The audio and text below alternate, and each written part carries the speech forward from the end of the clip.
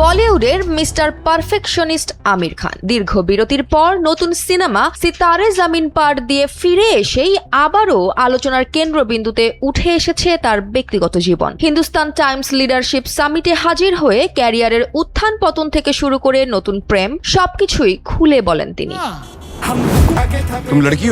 ষাটের কোঠায় দাঁড়িয়ে থাকা এই নায়ক আজও বলিউডের সবচেয়ে প্রভাবশালী তারকাদের একজন, কিন্তু তার পথ চলা শুরু হয়েছিল তীব্র এক অনিশ্চয়তার মধ্য দিয়ে। আমির খান বলেন, কিয়ামত সে কিয়ামত তাক সিনেমাটি সুপারহিট হলেও পরপর ফ্লপের চাপে আমি ভেঙে পড়েছিলাম। আমাকে বলা হয়েছিল ওয়ান ফিল্ম ওয়ান্ডার এবং আমি তা মেনেও নিয়েছি।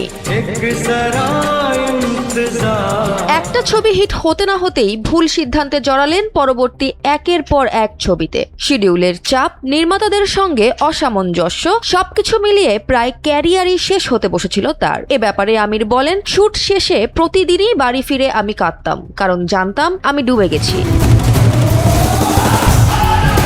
অবশেষে শেখা হলো কঠিন এক শিক্ষা। আমির খান বলেন, একটি সিনেমার ভিত্তি তিনটি: স্ক্রিপ্ট, পরিচালক এবং প্রযোজক। এই তিনটি ঠিক না থাকলে আমি আর কোনো ছবি করব না, এবং এই সিদ্ধান্তই বদলে দিল তার ক্যারিয়ারের গতিপথ। এরপর আর ফিরে তাকাতে হয়নি তাকে। রাজা হিন্দুস্তানি, গাজনি, 3 ইডিয়টস, এমনকি পিকের মতো একের পর এক হিট ছবি উপহার দিয়ে গেছেন দর্শকদের। আর তার দঙ্গল সিনেমাটি আজও ভারতের সর্বোচ্চ আয়ের ছবি।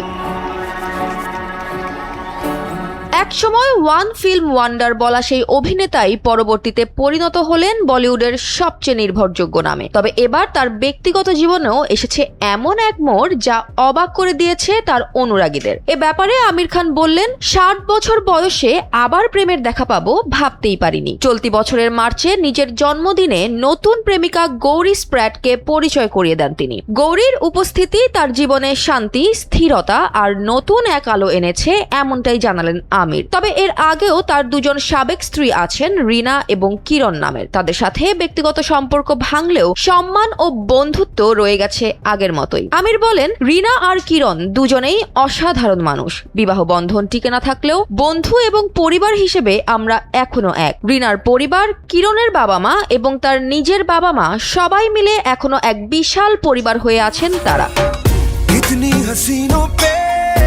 দীর্ঘ বিরতির পর আবার সিনেমায় ফেরা, নিজের অতীত ভুল স্বীকার করার সাহস এবং 60 বছর বয়সে পাওয়া নতুন প্রেম। আমির খানের জীবন যেন এখন এক নতুন অধ্যায়ের সামনে দাঁড়িয়ে। ফ্লপ থেকে ফেরত, সৃজনশীল শৃঙ্খলা আর জীবনের শেষ প্রান্তে এসে পাওয়া নতুন ভালোবাসা, সবকিছু মিলিয়ে তার গল্প আজও লক্ষ মানুষের প্রেরণা আর আবেগের উৎস।